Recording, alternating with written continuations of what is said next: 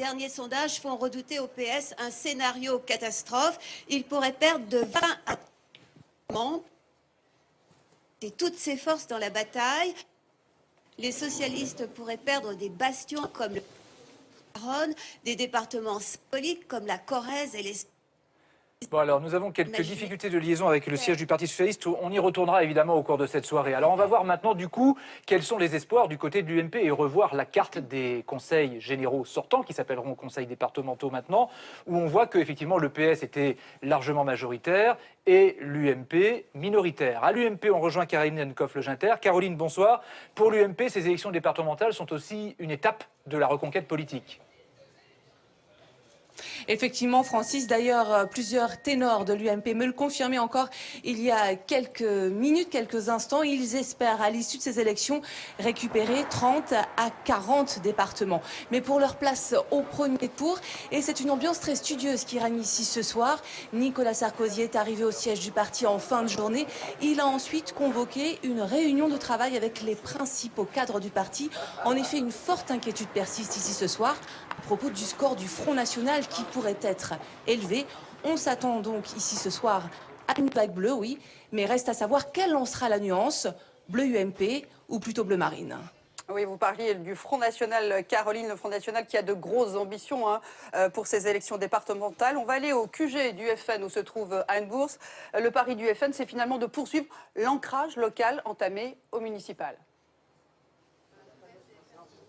Oui, le Front National poursuit cette implantation locale depuis plusieurs années. Il cherche effectivement à mailler le territoire. Marine Le Pen sait qu'un parti aux ambitions nationales doit s'appuyer sur cet ancrage. Du coup, Marine Le Pen a fait de ces élections départementales une sorte de tremplin, à la fois pour les élections régionales à la fin de l'année, mais surtout pour la présidentielle de 2017. Si le FN espère décrocher un département, ce qui pourrait tout de même s'avérer assez compliqué, le Front National devrait faire une entrée massive dans les assemblées, puisqu'il présente des candidats dans 93% des cantons. L'autre enjeu essentiel, le Front National espère ce soir être le premier parti de France, en tous les cas le premier parti d'opposition. Merci Anne, à tout à l'heure. On a rétabli la liaison avec le QG du PS rue de Solferino où l'on retrouve Catherine Demanja. Je disais que c'était une élection qui donnait des sueurs froides aux socialistes.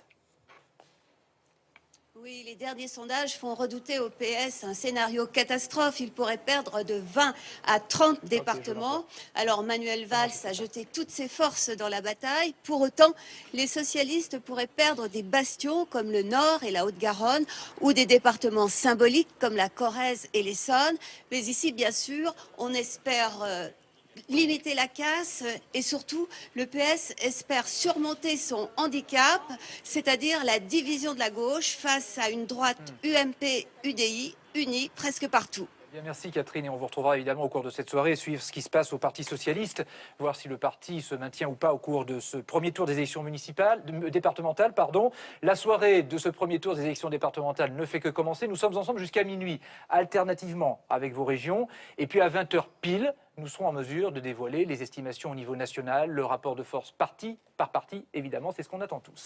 Mais d'abord, outre les élections, le reste de l'actualité en France et à l'étranger avec vous, Catherine Mateuch. Bonsoir Catherine. Et on commence par la mise en place de la circulation alternée dès demain matin en région parisienne. Tout à fait. Bonsoir. Sur le front de la pollution aux particules fines, un nouveau pic de pollution est attendu demain. Résultat, vous l'avez dit, nouvelle circulation alternée dès demain à Paris dans 22 communes limitrophes. La police mettra en place une centaine de points de contrôle. Près de 750 personnes seront mobilisées, annonce la préfecture de police. Je précise que les transports en commun seront gratuits en Ile-de-France. D'ores et déjà, les automobilistes doivent s'organiser. Marie Berrurier et Agnès Berthiaud, le reportage. Au pied du quartier d'affaires de la Défense, il y a plutôt 45 000 habitants. Avec Paris, c'est l'une des 22 villes de banlieue parisienne directement visées par la circulation alternée. Tôt demain matin, les plaques paires vont devoir rester immobilisées. Et ici, chacun commence à préparer son scénario. Mon conjoint a une voiture hybride et pourrait me la prêter si je suis amenée à me déplacer demain, donc c'est bon. Je ne peux pas me permettre de prendre des transports en commun. Parce que je travaille sur toute l'Île-de-France, donc il est impossible pour moi de ne pas prendre de véhicule. Donc qu'est-ce que vous allez faire? Vous allez braver l'interdiction? Je suis obligé. Dans l'obligation, oui. Non, j'ai pas le choix. Cet automobiliste a également une plaque d'immatriculation pair, impossible donc pour lui de circuler demain.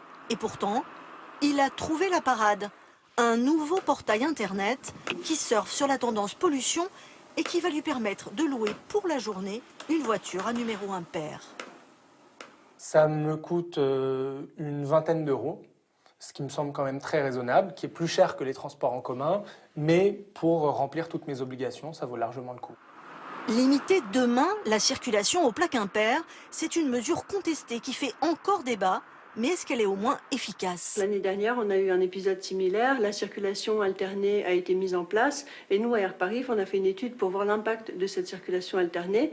Il y a eu une diminution des concentrations de particules et d'oxyde d'azote à proximité directe du trafic. En réalité, à peine 6% de la concentration en particules, c'est peu. Mais pour aller plus loin, d'autres solutions sont déjà en place. La gratuité des transports publics et des tarifs réduits sur les Autolib et les Vélib. Dans l'actualité aussi, cette affaire qui nous plonge dans l'horreur. Une jeune femme a été violée et torturée durant des semaines à Verdun. Ses bourreaux, âgés de 19 à 27 ans, sont en garde à vue depuis hier. Morgane Prévost.